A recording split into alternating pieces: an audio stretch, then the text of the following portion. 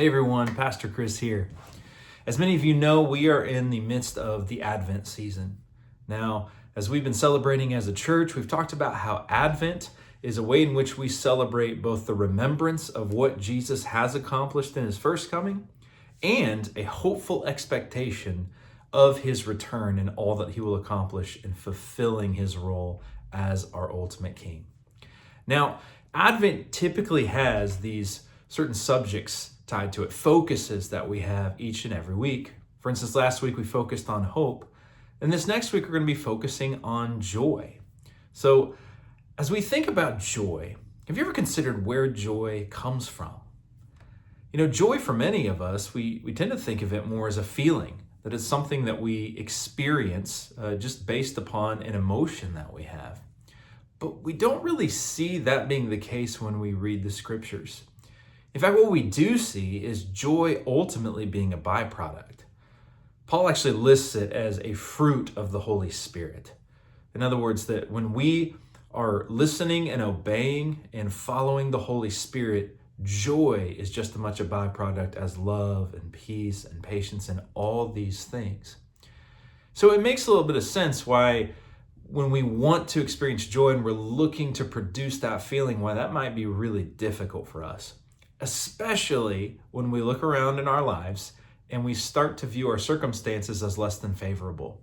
Maybe we see things with more of a bent towards pessimistic viewpoints or more from a sad viewpoint or victim, whatever it may be. It's easy for us to do that, especially in this world. And honestly, I think that's what the enemy wants us to be able to think in accordance with. However, God has given us a precious gift in order that we might have joy. There's a really great story in the Old Testament that illustrates this in the book of Nehemiah.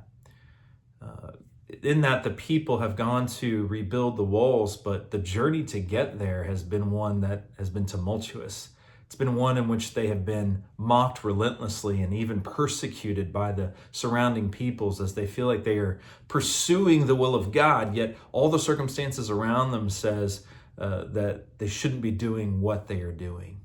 And it's in that moment that the Lord rallies the people and he tells them, do not be downcast.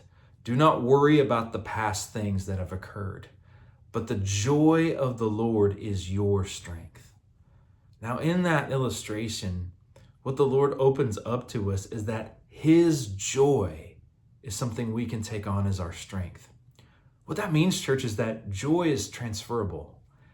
The source of joy is God himself.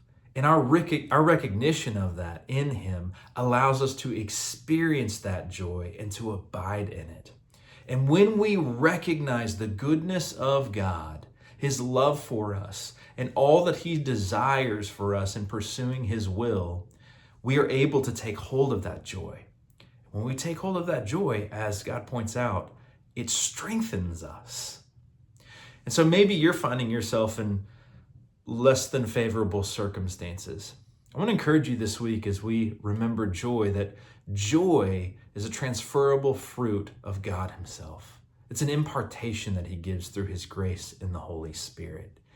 As you pursue this week, would you remember that God desires for his joy to be your strength? And I pray that you would believe upon him for that. I pray you have a blessed week, and I hope to see you Sunday.